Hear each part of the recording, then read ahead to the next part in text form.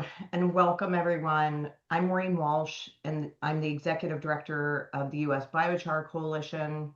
We are a trade association, actually the trade association in Washington, D.C., focused around biochar technologies, utilizing the levers of policy, standards, community, and university cohorts to advance biochar and develop mature markets for this phenomenal class of materials. Today, we're here talking about uh, PFAS and other toxic chemicals and how we can utilize both the tools of high heat pyrolysis as well as the biochar itself for destroying PFAS and other toxic chemicals, as well as mitigating lands that are already affected. I am joined by two USBC founding members, Will Marquez from Pyrig and Carl Strahl from Oregon Biochar Solutions. Both of them well versed in their field, especially with utilizing the technologies to address these concerns. So today we're going to move past the headlines of forever chemicals and specifically talk about scalable, industrial, and market-driven solutions. There's a common myth that is circulating in the market right now that the current administration's broad environmental rollbacks means that the PFAS crisis is on pause. I cannot stress to you how much that is an incorrect assumption for land and facility owners.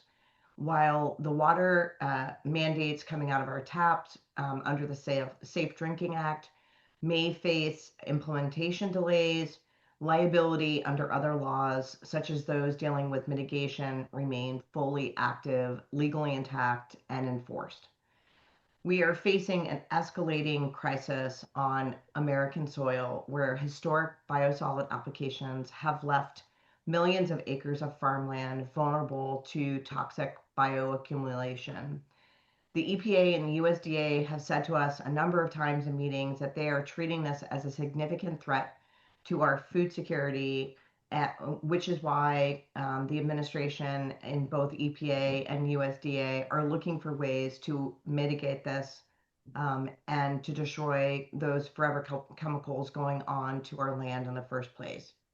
So today we're going to explore how biochar and high heat pyrolysis will act as an advanced environmental mitigation, destroying the PFAS and other toxic chemicals and further immobilizing them in soil.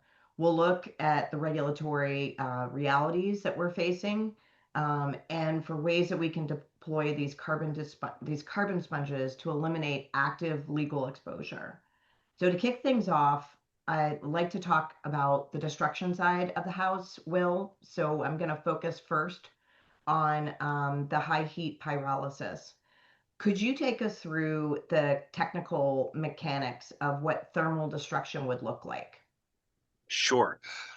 Thank you, Maureen, and thank you everyone at USBC for putting this on. I think it's a timely topic, as you say, and you hit on some key elements there. While there may be delays or not, I certainly, the wastewater treatment plants I talk to, there's a lot of them that are very concerned about that liability. And in addition, we're seeing that it's not just industrial emitters. There's tests that have been done showing that this is in residential homes and is ending up in the wastewater treatment plants. So the solution, if you will, is not to just go to an industrial emitter and say, hey, you got to clean up your act, because it's everywhere. And thus the wastewater treatment plants have to deal with it. We're fortunate because we've now got ample evidence from numerous tests that have been done. The first one that the US EPA did was in 2022 out in Silicon Valley, the Clean Water District there, testing sludge that had been treated by a Pyrig reactor. And I'll leave Pyrig, the brand name, out of it, but we know that high heat pyrolysis and gasification break that carbon-fluorine bond. What the US EPA found there was 21 PFAS chemicals in the sludge and non-detect in the biochar. That particular test did not examine the emissions, and a lot of people have over the years said, hey, Well, what about the emissions? Where is it going? And we've done subsequent testing, both with our partnership with Suez. UC Santa Barbara did a big study on this as well, at multiple different temperatures, and all of them consistently conclude that there's no PFAS in the biochar. The subsequent tests have shown there's none in the emissions, the exhaust, if you will. Depending on the PFAS chemicals, there might be some precursors or some small amounts in the scrubber water that comes out of the emissions treatment, but it really depends because we're dealing with something where there's 5,000, 6,000 different PFAS chemicals. There's no way to test every single specific one. But conclusively, we've shown that as long as you're processing the material above 500 degrees C, it breaks that carbon fluorine bond. We process at 600, 625. It doesn't matter the type of sludge. The test we recently did with Suez was on waste activated sludge. It was on digested sludges. So it really doesn't matter what type of sludge your wastewater treatment plant has. You're going to be able to destroy these chemicals. And PFAS certainly is the hot topic today, but you touched on it, Maureen. More and more people are raising concerns about microplastics and pharmaceuticals and the other chemical pollutants that exist in our houses and make their way to the wastewater treatment plant. And fortunately, all of those are similarly destroyed at these high temperatures. Is there a dwell time that needs to be adhered to within the parameters of the reactor, or is it just really related to the intense high heat? The, I'm sure there is some specific time. I know that the tests that we've done have been 16 minutes and longer. Our typical residence time is 20 minutes, and that destroys it. I don't want to say below that because we didn't test, 2 minutes or 5 minutes or something else. So I don't want to hazard a guess there. Gotcha. One thing we've got quite a few folks from the legislative side of the house that at least registered for this webinar. And one of the things I think we constantly hear on the Hill is there's I think an outdated, and gratefully this is becoming far less prevalent since USBC was founded, and we've been having dialogue with legislators and regulators. But I just want to ask if you could address the misconception that pyrolysis is compared to traditional incineration. We know that we are not traditional incineration. Incineration includes, in its definition, oxygen. That's kind of like, how do you put a fire out in your kitchen? You smother it, right? You start out of oxygen and it goes away. So could you give us a little bit of an understanding as to how the pyrolysis facility is different from traditional incineration, and Sure. specifically why pyrolysis succeeds in eliminating these toxins where perhaps older traditional systems fail or faced regulatory pushback, Yep. etc.? Yep. Absolutely. And I think that's a key distinction because people are scrambling for answers and trying to figure out what is the best way to handle this material. And one of the benefits of ultimately pyrolysis is a manufacturing process, for lack of a better word. We're taking a raw material, in this case, sewage sludge, and we're making biochar with it. But one of the key things is that time and temperature is very specific. Traditional incineration has been looked at, or generally the way it's been implemented, is a much larger scale, and therefore the temperature is not always consistent. When you look at some of these large incineration facilities, they have some material certainly that would destroy the PFAS because of the temperature it's exposed to. But then you'll have other material that's not exposed to the same temperatures for that same time period. And so there's no guarantee in a very large kiln system or other similar type of incineration device, that you would get that consistent destruction of the chemical. Now you have a very different exhaust stream. And so even the wet scrubbers and some of the other pollutant controls that are put in place may not fully capture those items and remove them from the exhaust stream. So incineration is very, very different than pyrolysis. And so, yeah, I think that's really one of the biggest challenges, and that because people don't know what's coming out of the stack. I mean, they can do some tests and whatnot, but um, there's not new incineration being built, to my knowledge, Right. anywhere. Permitting is extraordinarily difficult. And you also don't end up with a usable material Right. afterwards that has significant value in the environment, in the soils, in a variety of places, as is the case with biochar. Yeah, effectively, it's just a destruction method where pyrolysis, in our view, is a manufacturing Yeah, method, right? yeah, Where you're taking these various different residual biogenic feedstocks and manufacturing from them yeah. biochar, which is this exceptionally, usable material for a variety of different purposes, including what we'll talk with Carl a little bit later. Um, you touched on this briefly, but I would like to give it just slightly more focus, and that is, there's a lot of municipal as well as industrial operators that are dealing with what I would consider kind of like a mixed waste stream, right? Wastewater biosolids that are mixed in with a cocktail of microplastics or heavy metals or pharmaceuticals, hormones, right? It runs the gamut. I mean, anything Yeah. that's essentially consumed by the human body or used by the human body, going into our sewers and into our wastewater treatment facilities. They have to deal with a lot of um, a stew essentially. Yeah. I'm assuming, but for the benefit of our audience, I'm assuming the pyrolysis is also able to deal with some of these issues like the heavy metals, the other toxins. Could you delve Sure. into that a little bit? Yeah, and heavy metals are a little unique because we're not going to remove them. They will remain in the ash component of the biochar, depending on what type of a metal it is and what its volatilization point is. We're typically not at the level, at the temperature where those metals will be destroyed. Um, and that's why testing of the biochar is important, so you know what has been left behind, especially because there's a conversion. You end up with less biochar than you had with the starting feedstock, in this case, the biosolids. And so the heavy metals can end up being concentrated.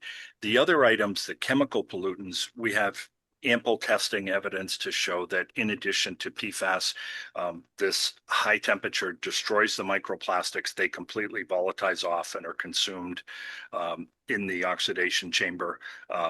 Same with pharmaceuticals. Um, Wastewater treatment plants deal with these items more and more, but yeah, we can show tremendous evidence that that high heat covers a lot of bases for those chemical pollutants that still reside in, when we think of traditional biosolids making like class A biosolids for land application, Yeah.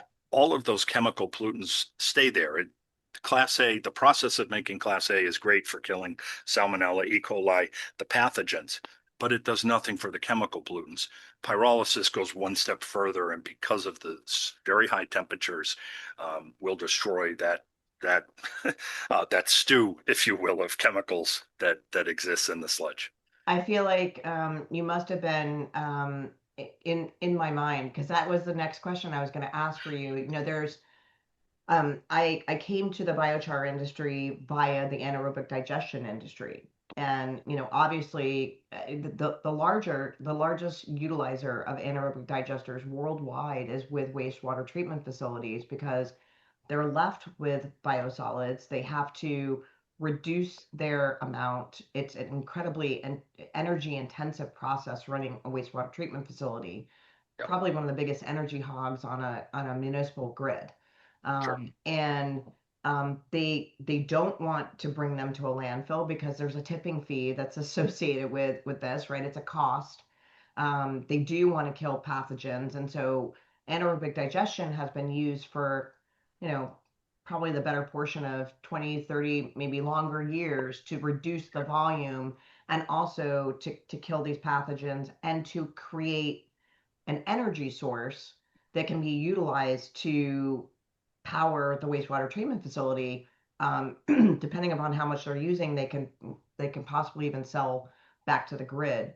But again, as you said, it's still not addressing the toxic stew of those chemicals. It kills pathogens, but not the chemicals. So are you starting to see a desire to kind of marry the two technologies?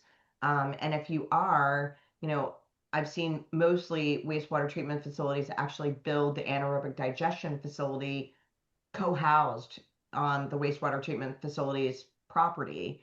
Are you Yeah. seeing a marriage of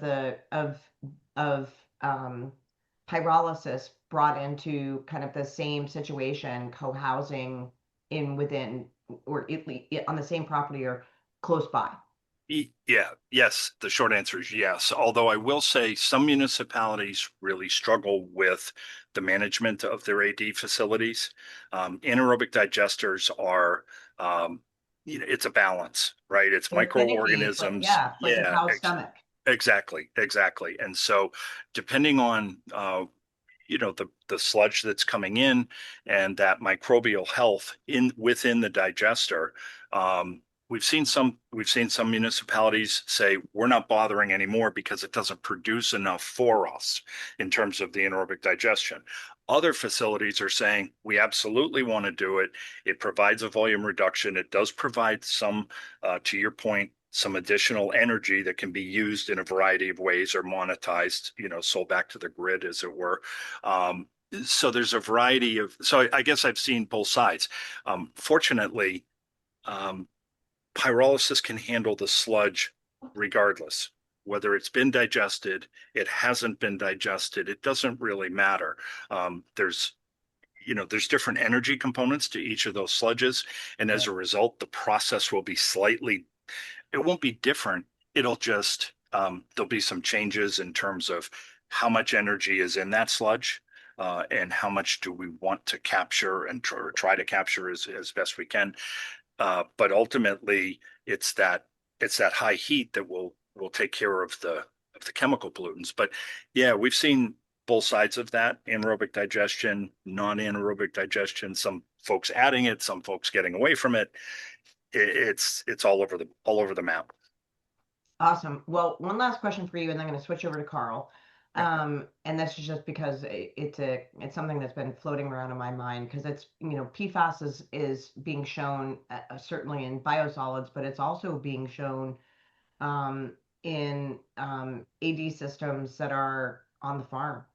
I'm wondering, are you getting any type of inquiries from folks that have like an anaerobic digester that is digesting manure and maybe food waste or some Yes. combination of? Are Yeah. they starting to knock on your door? They absolutely are. And we're seeing also more of the waste haulers partnering with large farms, primarily dairies, to put up anaerobic digesters because then they have a place to dispose of food waste that they collect Yeah, from their industrial customers in the area, and it decreases their transportation costs.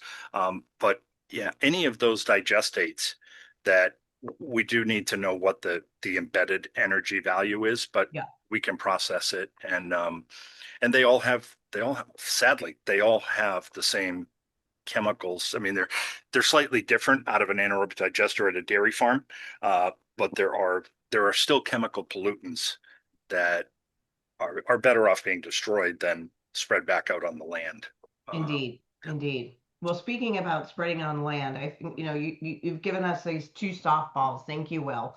I'm gonna pivot a little bit over to the field remediation side of the house, because obviously it's clear that thermal destruction is such a valuable tool to processing these waste streams before they hit the environment, right? But for the millions of acres of land and watersheds that are already dealing with this issue, biochar is a part of that solution as well, right? So it's Yep. both sides of the coin. So flipping to the remediation side of the house, I want to introduce Carl Strahl from Oregon Biochar Solutions. Um, Carl, you've talked a lot about utilizing biochar as field remediation. Could you give us just a little bit of an explanation of how the physical and chemical mechanics of biochar and how it helps to immobilize PFAS or these other toxic chemicals in soil?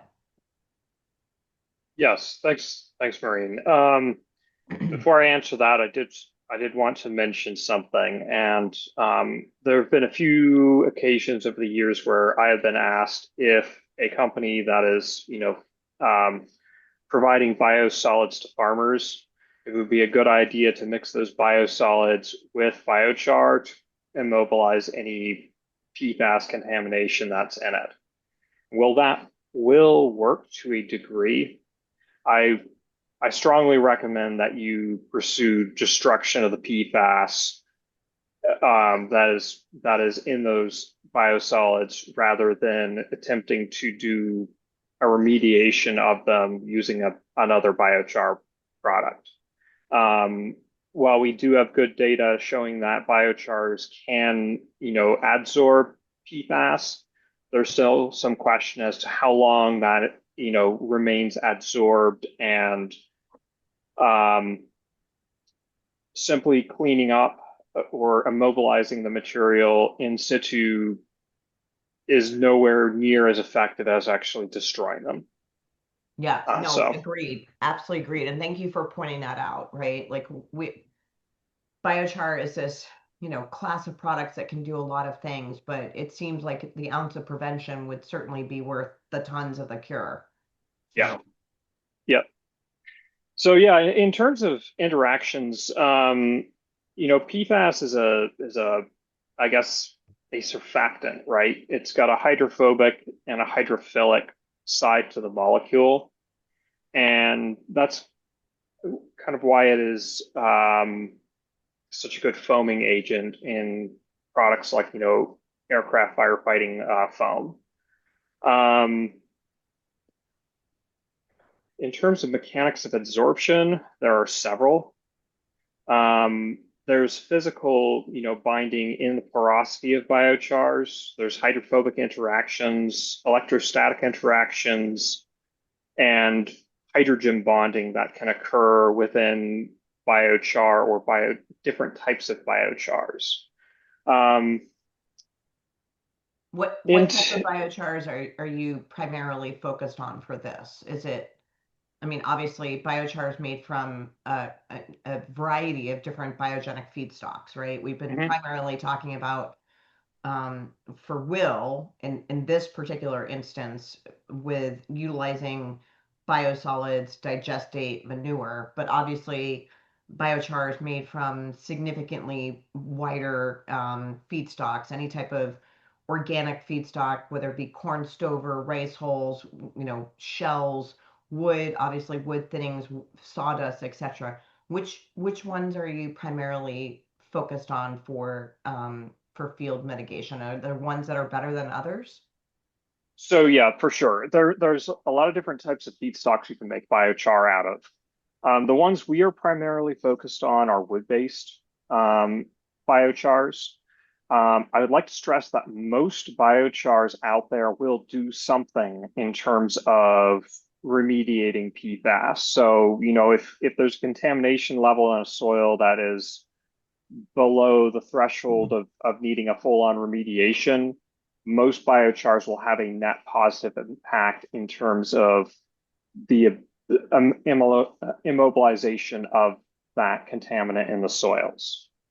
What I've primarily been looking into are higher performance biochars that can be used in the actual remediation of higher concentration levels of PFAS. When And you're talking about higher performing biochar, is there a specific type of feedstock and process that makes it higher performing? it's mostly process, although feedstock Okay. does have it does have a strong effect on the performance of the material. And in terms of process, it's generally the lower yield biochars, where you start off with a large quantity of feedstock and then you wind up with a much smaller amount of biochar, as opposed to the higher yield biochars where you might be recovering as much as, 25 to 30%. Those lower yield biochars tend to perform better. And those are specifically biochars that are made at a very high temperature, in excess of 900 degrees C, have, a high, uh, aer let me see, high hydrophobic properties, meaning that they repel water at the surface level. Not, and I, that's a difficult one to explain in layman's terms because having a hydrophobic biochar doesn't necessarily mean that it will not have a high water holding capacity. But Okay. the aromaticity, I'm going to mispronounce Those this. are some big words, Carl. My The head's exploding. aromaticity of the biochar, meaning how well fused together the carbon rings are, and the very low HC ratio biochars typically perform best. Okay. And above and beyond that, the highly modified biochars where they have, metal impregnation or other modifications done either in post-process to the biochar or in pre-process to the feedstock seem to be most effective. Yeah, Um, we've had some interesting discussions about what's perhaps in the realm of the future when it comes to, very high performing, perhaps, further engineered biochar. I can't wait to see, what's in the realm of the possible with that. I know it's stuff that is still, being investigated, being researched, but that would be an amazing enhancement. I mean, I think to summarize, right, it's the porous structure of the biochar. As like if you put biochar underneath a microscope, it is a labyrinth of various different core structures. So what you're seeing with your naked eye is not even an iota of the pore structure, and along with the pore structure, the charge of the molecules itself. So it almost acts like a magnetic sponge. It's attracting that toxin or that PFAS, holding it into the biochar in situ, right? So yep, that's the real key for that. And actually, that leads me to another question I've been thinking about, and I think it's a good one to share with our audience. Um, so you have a field that's affected. You've decided that biochar is one of the ways to be able to treat this this land that's affected by the PFAS or another toxic chemical. I'm assuming, but I just want to make sure that we're clear for our audience. It's not like we're treating it and then we're digging it up and throwing it into a truck and bringing it to a landfill. It's treated and it remains there, correct? And correct. is this something that needs to be applied again? Obviously, we know that applying biochar does a lot more than just mitigate PFAS, right? It increases carbon content in the soil, microbial content. Aeration. Exactly. Aeration lowers the need for irrigation, etc. But this is not something that needs to be a constant for PFAS. Am I correct? Yeah, so this really depends on the type of biochar you use and the concentration of PFAS. If the concentrations are high enough, then that might actually warrant stripping soil or other more invasive approaches to actually deal with the concentration limit. For, somewhat lower concentrations where you can do what's called an in situ remediation, which is, essentially immobilize in place a treatment with a biochar that has a high affinity for the PFAS molecules. Because and I should stress this, it's very similar to biochar being a class of material. PFAS is also a class of molecules, and there are shorter chain ones which can sometimes be a lot more difficult to absorb, and longer chain PFAS molecules which can also in certain cases be more difficult to absorb. So an in situ treatment, is going to look at the contaminants, the constituent, PFAS molecules, as well as competing molecules, other materials that may be in the soil that might actually cause PFAS to become desorbed from biochar, and then come up with a treatment strategy that may include biochar as a component or biochars as a component, meaning multiple different types of biochars in a blend with other materials to deal with the various molecular competition for pore space and other adsorptive properties. So just like biochar is the class of materials made from a variety of biogenic feedstocks in a reactor, ultimately ending up with a variety of different classes of material. It sounds like for treating the actual site itself, you would need to do testing, investigation, and then determining what the best course of what the best path forward for treating this, depending upon the types of chemicals that are existent. And it may be one type of biochar, or it may be a blend of different classes of biochar to be able to treat the land. Is that a reasonable summary? Yes, yeah. Okay. Yeah, because there may be something that bonds to biochar in a similar fashion to PFAS, but will bond much more strongly. So it will essentially Take the space that the it'll PFAS take needs the to go space into. of the PFAS, it'll plug up the porosity or some other chemical interaction, and cause the treatment with biochar to be ineffective or less effective.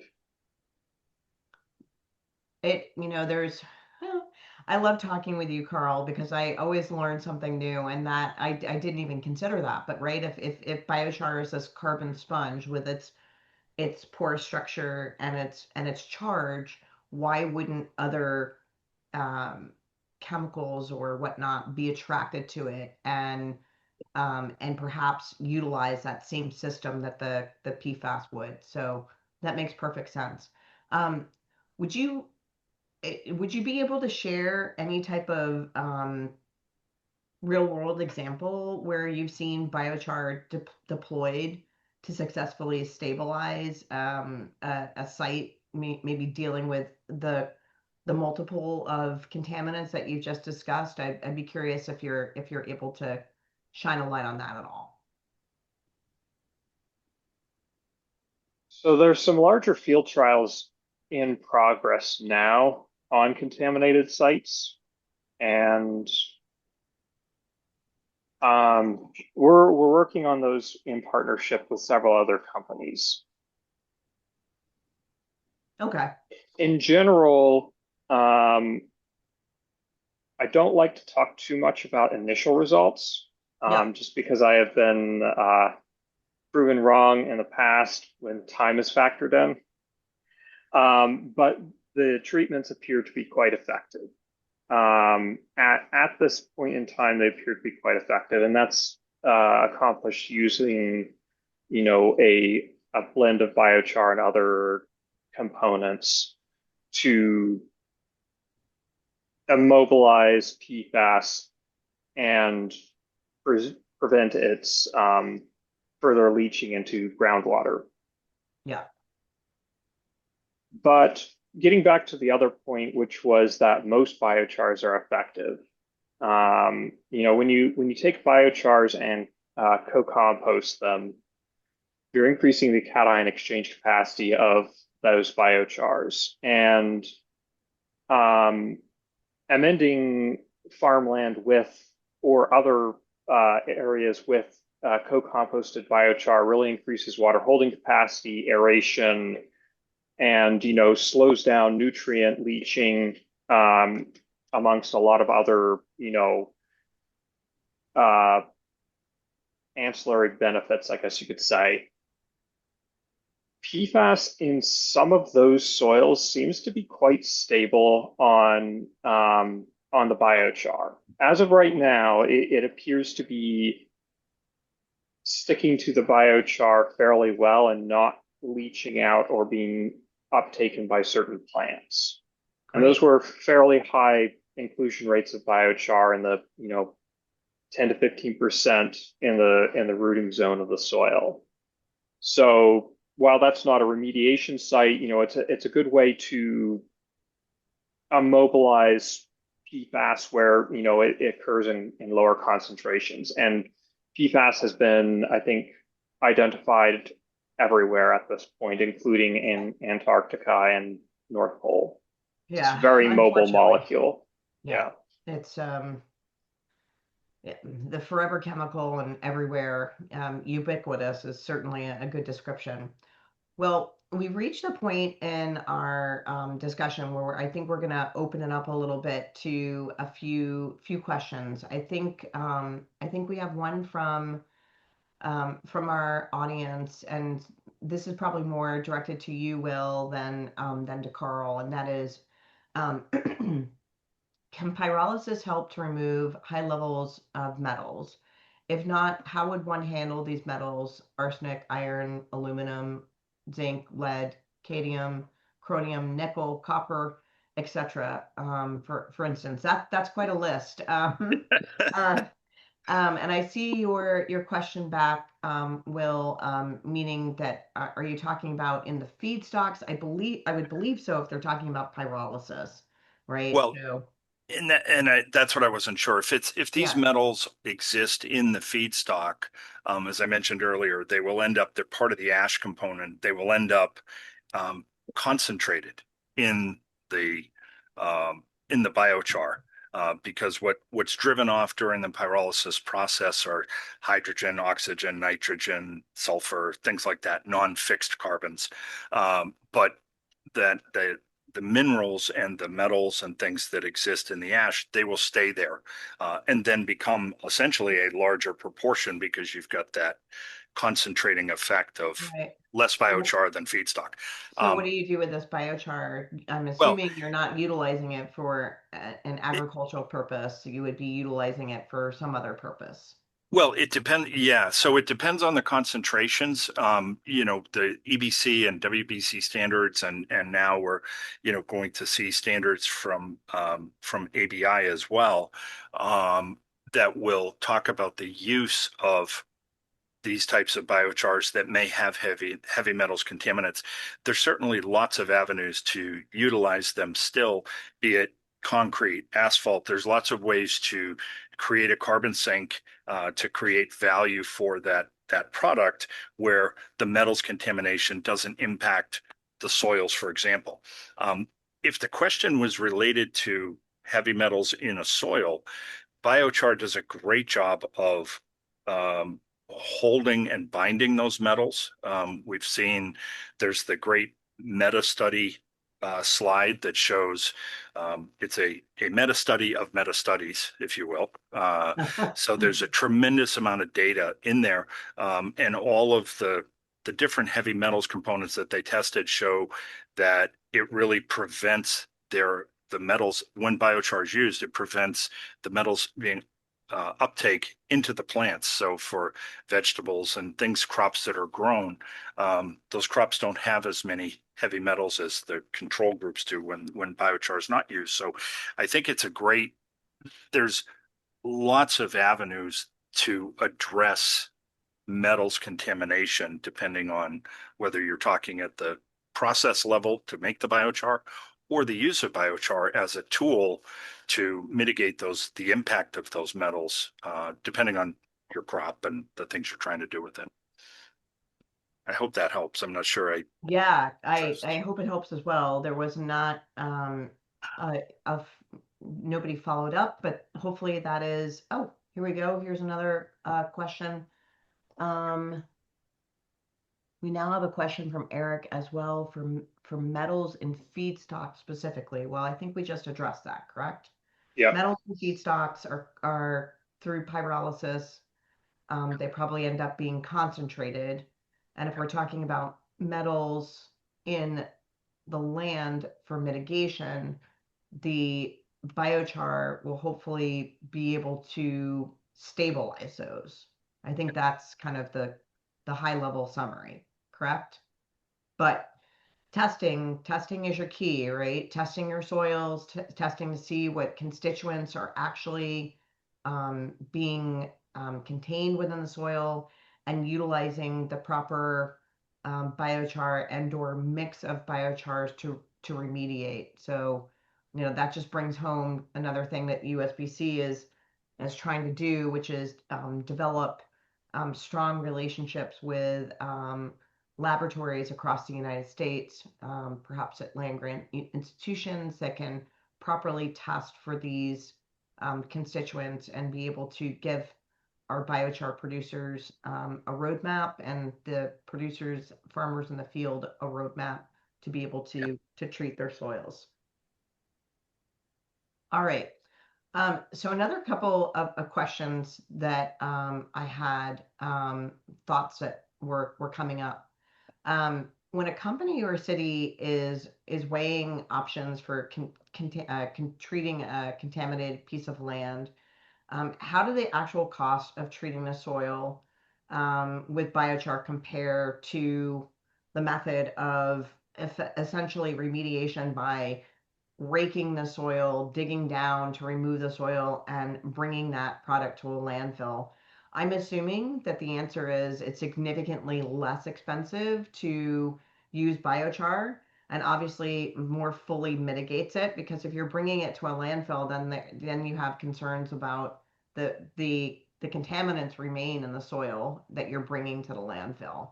But either of you have some thoughts on that, I would love to be able to share that with our audience.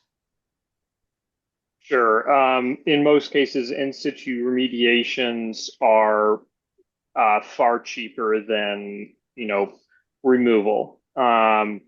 And in cases, a hybrid approach is used where there is what's called pump and treat. So you may amend as much of the contaminated soil as you can, and then drill wells around the contaminated site and pump that water out and send that to a contaminated wastewater processing facility to remove whatever is already leached out into the ground table.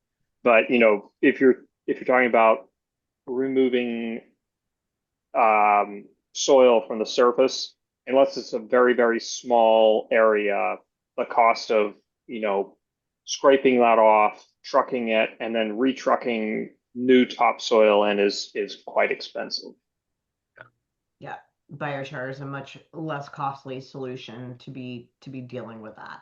So we've got another question here from the audience, and I'm fairly certain I can handle this one, but I would, given that Will and Carl have been such an active part of our advocacy efforts, especially at the EPA, this kind of fits into some of our work there. The question is, at the state level, biosolid biochars become regulated as, quote, solid waste, even though pyrolysis reduces bioavailability of metals and total metal concentration precludes their use in soils. How do we get biosolid biochars regulated as advanced biosolid products rather than solid waste? So this is something, Tom, that we've actually been working on at the USBC, and it's also related to getting pyrolysis out of out of the other waste incineration bucket, which is, hopefully moving along. So in 2024, we had a glimpse of hope with getting pyrolysis out of that other waste incineration bucket by regulations that were released, guidance that was released by the then Biden administration, saying that the pyrolysizing of clean cellulosic biomass was no longer considered waste incineration. And we are hopefully building upon that. A regulatory proposed rule came out that talked about specifically mobile pyrolysis units already being further categorized as non-incineration technologies, and we're hopefully building upon that. But in particular, I would imagine PyRig has been working on this for quite some time. A lot of your testing has been taken up by the EPA and utilized in their own publications. Would you like to take a crack at this question? Yeah, I think the biggest challenge is that there is no consistent message from the federal government, and states are left to their own devices. And in lieu of somebody having substantial knowledge about the product and about the process, they kind of say, well, we're going to put it over here as solid waste because we can deal with that. We can deal with lots of nasty things under the solid waste umbrella. And so without knowing, you raised some key points, Tom, but I do think one of the things this leads to is the testing, right? Yes, certainly biochar will have concentrated heavy metals, but it really depends on the wastewater treatment plant, and it depends on, if it's a wastewater treatment plant for a lot of industrial processes, they will have much more typically heavy metals concentrations than if it's mostly a residential wastewater treatment plant or a treatment plant for residences. And so the testing of the biochar, I think there should be some delineation, because even if we get biochar from biosolids able to meet the soil application threshold, we don't want to throw the baby out with the bathwater. We've got to make sure the metals contaminants are not so high that even if they say it's okay to use biochar, let's make sure we're not first do no harm, right? Make sure the Right. biochar is safe to use. So, but I think the biggest challenge has been this lack of guidance from the federal government, and then states being uncertain. I don't want to say they take the easy way out. They take the logical way, given the lack of information and guidance Right. on where they're sitting. So I think some of it is also recognizing that, so we use terms very carefully at the USBC when we're talking to people about the manufacturing. I'm using that word specifically of biochar because we're manufacturing a product. We're not disposing of a waste.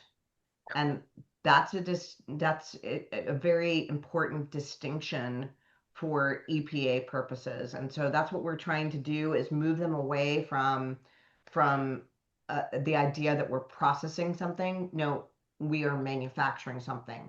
We are literally metamorphosizing a material in the pyrolysis reactor. And what comes out is a class of materials that can be utilized for a variety of purposes. So I think that will, the repetition and the proving of that will hopefully start to move some of this as well. I think the proposed rule was an indication that that's where the EPA is moving to. But obviously, this needs to flow down to state agencies. And we've even just seen that from the guidance that was issued in 2024. Just because the EPA issued this guidance doesn't mean that anybody out there actually understands that that exists, right? And so we've had to really kind of push that out and publicize it and go into meetings, with a reference to it. So, all right, we've got another question from our audience, and that is, from an economic standpoint, how could you make the process more ecumenical from a public utilities perspective? How would a public utility go about creating Economical. Pardon? that's what I was thinking. Economical? Okay. Economical. Yeah. All right, there we go. Because I'm like ecumenical. I'm like, are we in church? I guess we could be. Yeah, how can you make the process more economical from a public utility perspective? How would a public utility go about creating and engaging in a secondary market? Will, that's probably in your bailiwick, right? But Yeah. it is, it's manufacturing a usable product and not Well, having to bring it to a landfill. I think it's twofold. One is the destruction or the uh, dramatic decrease in volume.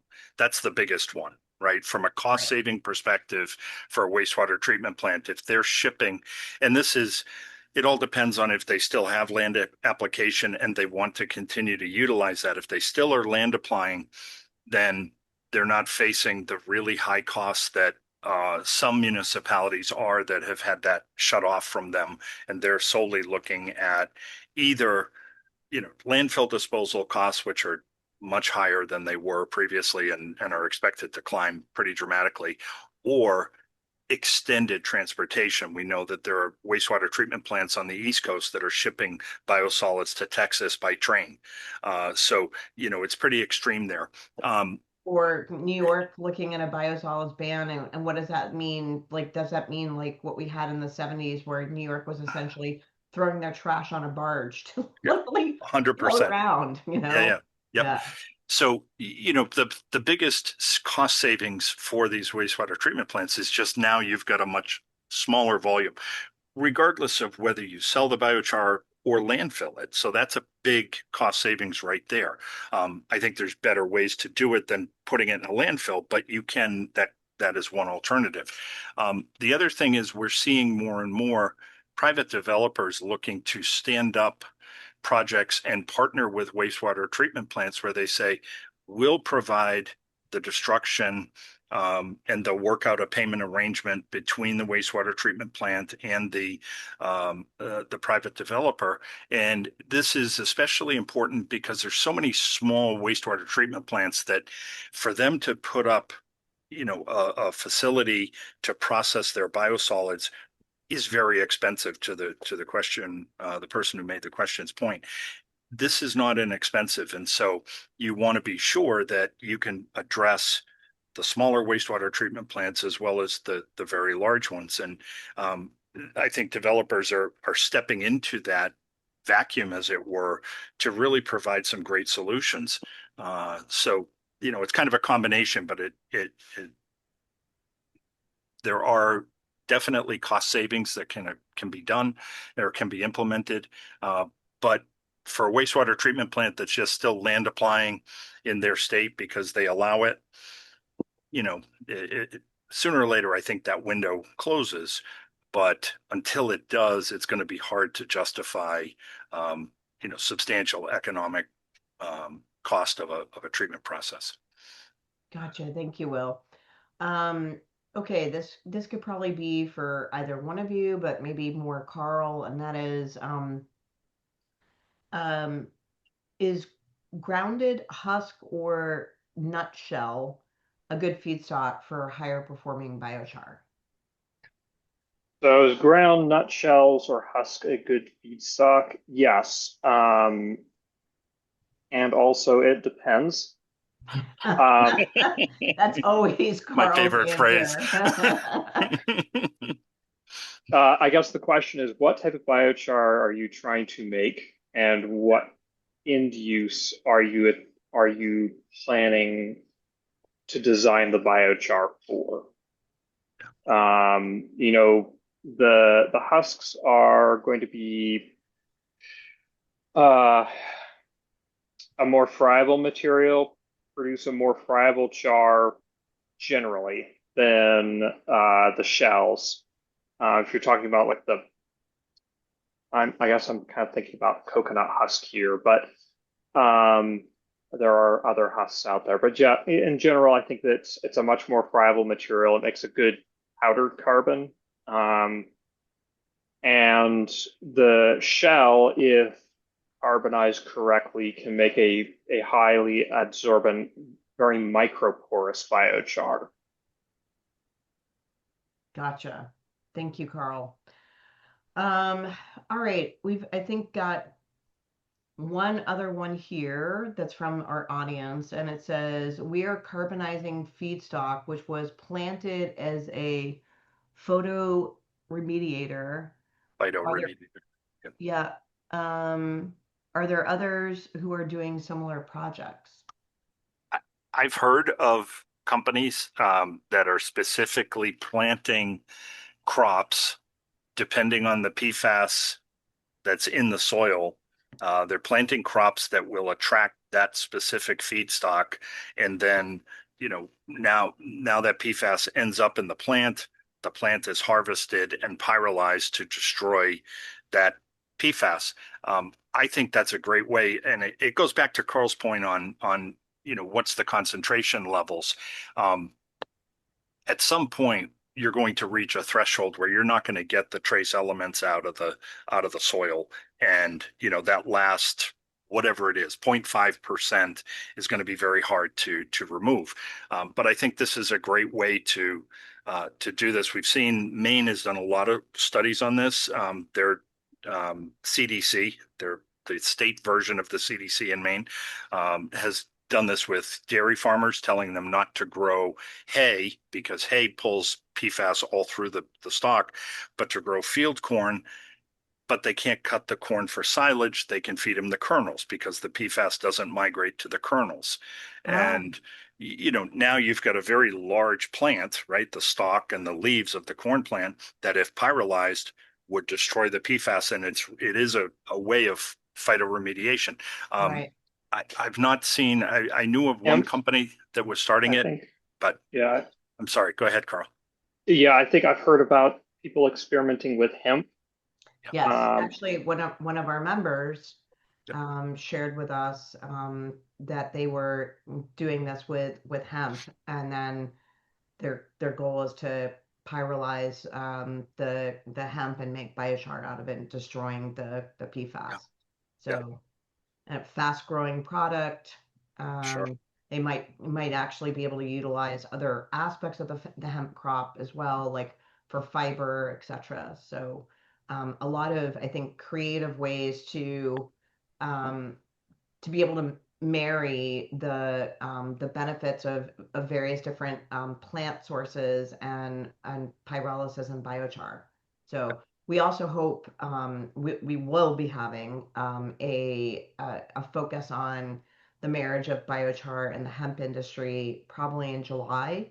Our goal is to be able to have one of these webinars a month, and to be able to share, the knowledge of salient topics within the biochar space with both our members, potential members, members of the administration, members of staff, or members on Capitol Hill.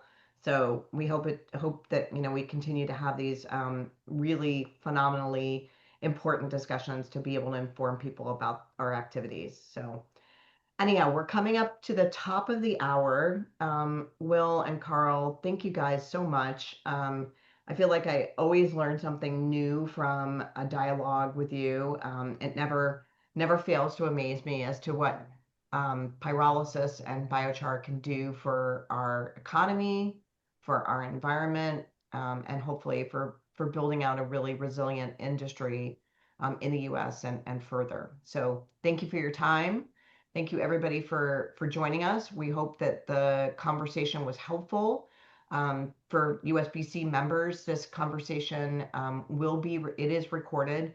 So if you would like to receive a copy of the recording, please just make sure that Deirdre Selling, our phenomenal marketing and communications manager, knows, and she can share that with you. And please keep your eyes on LinkedIn, because we'll be announcing the date and the topic of conversation for our next webinar in June. Thank you all. We appreciate it. Have a Thanks all. good rest of your day. Bye-bye. Bye. Bye-bye.